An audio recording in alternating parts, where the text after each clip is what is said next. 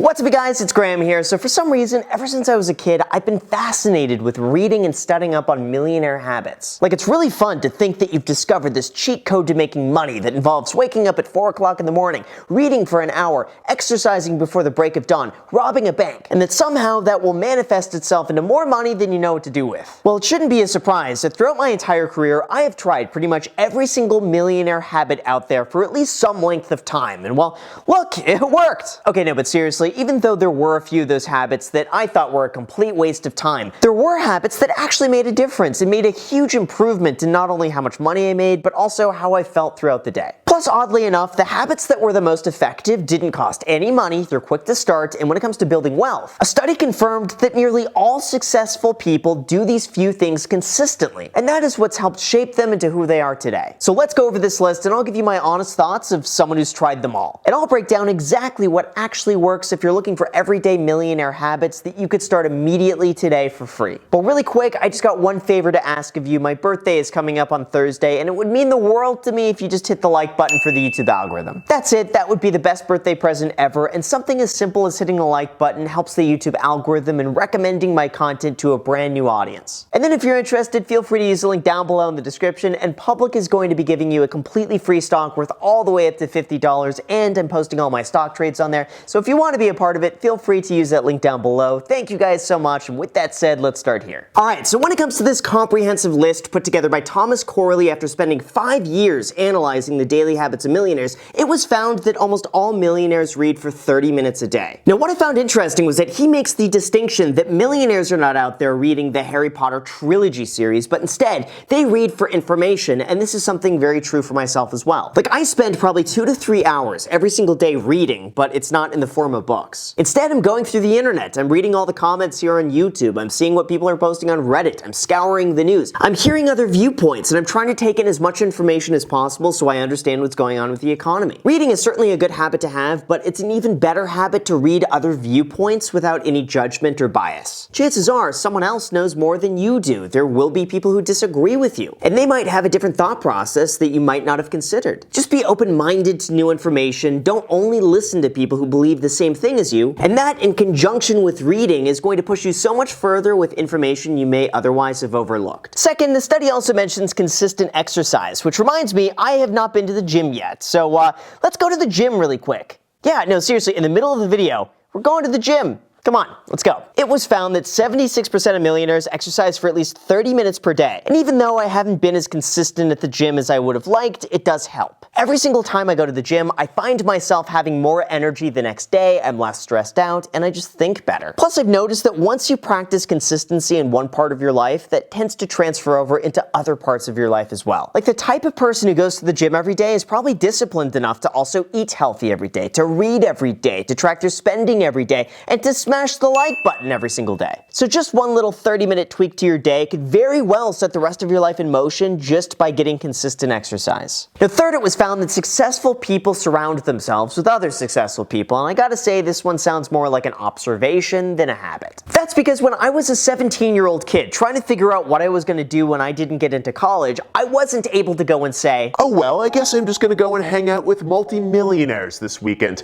Why didn't I think of that sooner?" Instead, I believe it's so much more important to surround yourself with people who are supportive, who don't put you down, who believe in what you do, and push you in a positive direction. They don't need to be wealthy, but they do need to be people who you could trust, who will give you honest feedback when you need it. Over time, that will generally end up developing into a successful group of friends by default. And as you pursue your own goals, other people will naturally tend to gravitate towards that. But don't be too concerned about trying to be a rich people magnet overnight. It's more important to focus on the people who push and inspire you to stay on track. And I wouldn't be here today if I didn't have a supportive group along the entire way. Fourth, this article talks about how 72% of millionaires do at least 5 hours of volunteer work every month. And even though I don't think this is the root cause of their success, I really think it stems back to the mentality that in order to receive, you must first give. And I know that's a really cliche term to talk about, but it's really important to get in the habit of understanding that you don't receive something for nothing. Even on YouTube, I didn't monetize my content in the beginning because I was more focused on just creating content that I enjoy, that people would find helpful without the expectation of turning that into a paycheck. Volunteer work absolutely plays into this, and it's really important to have the mentality that there's enough to go around for everybody. But on a deeper level, every single successful person I have ever met offers something of value first before they receive anything back in return. Now, fifth, this one goes on to talk about dream setting, which is honestly where I got kind of lost, and instead I think it's much more important to have a specific goal in mind. The issue that I have with dream setting is that usually it's not specific enough. And without figuring out all the concrete details of what you want to accomplish, a lot of that mental energy is wasted. So you should try to come up with a really detailed plan of exactly what you want to achieve,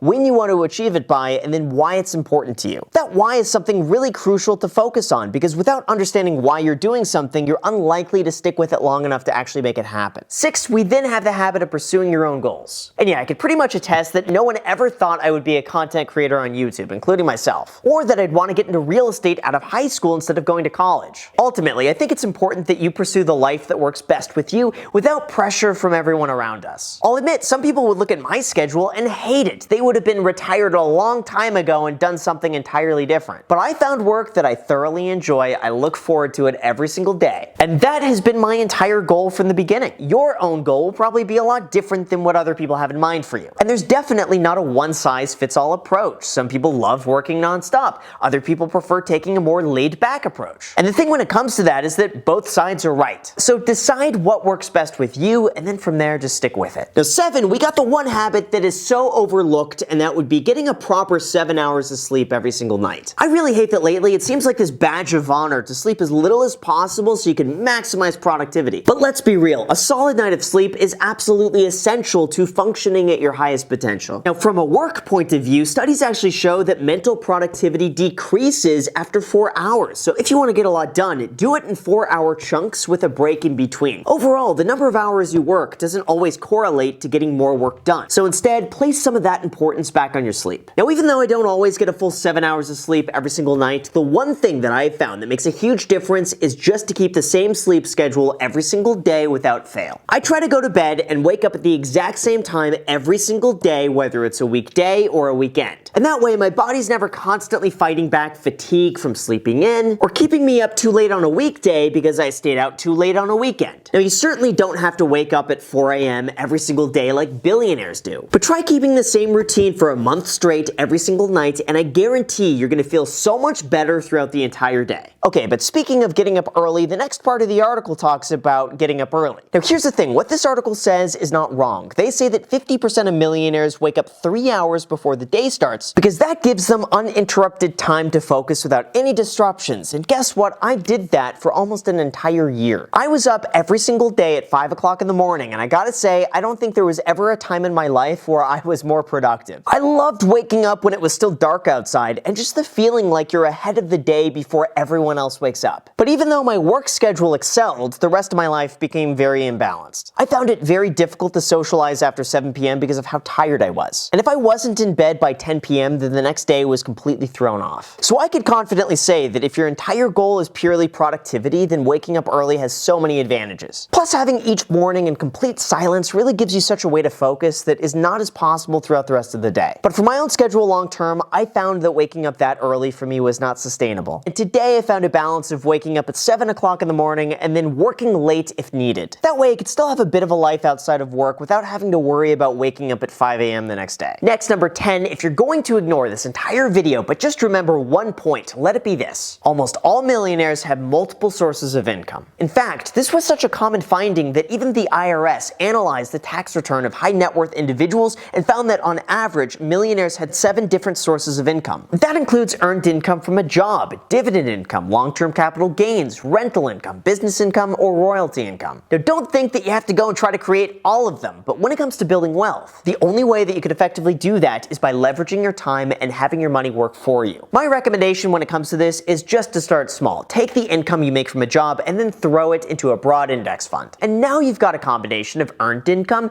dividend income, and long-term capital gains. The more income sources you create, the faster you're likely to hit a $1 million net worth. After that, number 10, it was found that they have a mentor, and unfortunately this is where I see some problems starting. Even though I've been incredibly fortunate to have several amazing mentors, the misconception I see among so many people is that they think they need a mentor first before they actually go and do anything. But mentorship doesn't ever work like that. No one is ever going to mentor someone who hasn't already proven themselves to be dedicated and self-sufficient. So the truth is, you're better off not looking for a mentor and instead following on your own path, on your own time, without the expectation of anyone going out of their way to help you. The funny thing is, usually as a byproduct of you actually going out there and forging your own path and making it happen on your own, you'll naturally just find people along the way who want to help you out, and those are the people who end up making the best mentors. Then we got number 11, successful people help others succeed, and I gotta say that is so true. This one really plays into two different perspectives. The first would be the abundant mentality that there's enough for everybody. And by teaching other people what you do, you're reinforcing the belief that one person's gain is not always at the expense of another person's loss. And second, when you teach other people how to succeed, you're likely to see things in a way that otherwise you wouldn't have noticed. All of a sudden, all the little details that you thought might be second nature need to be explained in such a way that makes sense to somebody else who has no idea what they're doing. And in the process of that, you become more proficient in your own skill. So I highly recommend, if you have the opportunity to teach someone else what you know, absolutely do it, and it's a great experience. Next, number 12, millionaires make sure to get their free stock worth all the way up to $50 down below in the description when you sign up for public,